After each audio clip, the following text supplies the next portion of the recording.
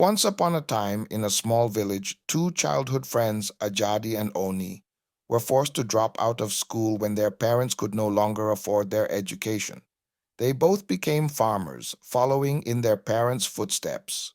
As the years passed, Oni's hard work paid off and he prospered, amassing wealth far beyond that of his friend Ajadi. Consumed by jealousy and envy, Ajadi decided to take drastic action. He secretly poisoned the water pot in Oni's farm hut. Unaware of the betrayal, Oni drank from the pot and tragically died. Sometime after Oni's death, as Ajadi strolled through the village, he saw a young boy riding a bicycle, something Ajadi had never learned to do. Enraged by this small reminder of his inadequacies, he decided to call upon an evil spirit to take the boy's life. Unknown to Ajadi, his son, Ige, overheard his father's dark plans and confronted him. But it was too late. The young cyclist died, leaving the village in mourning. Despite these dark times, a glimmer of happiness returned to Ajadi when Ige announced his plans to marry.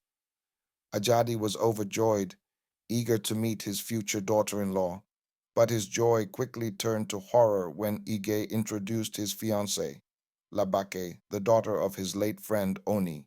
Guilt and fear consumed Ajadi, and he vehemently opposed the marriage, declaring that Ige would only wed Labake over his dead body. Soon after, Labake fell mysteriously ill. Suspicious of his father's involvement, Ige sought the help of a powerful voodoo doctor. The doctor confirmed Ige's worst fears. Ajadi was responsible for Labake's illness. With the doctor's help, Labak was healed, but the doctor warned them to flee the village if they wished to live in peace.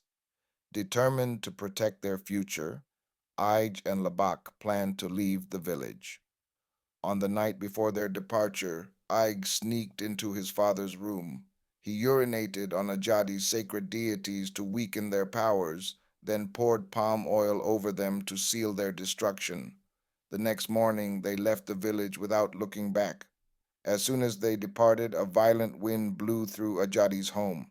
The destruction of his deities struck him blind and crippled. Meanwhile, Ig and Labake found peace in a distant village, blessed with children and a happy life. They never returned to their old home, leaving behind the darkness of the past.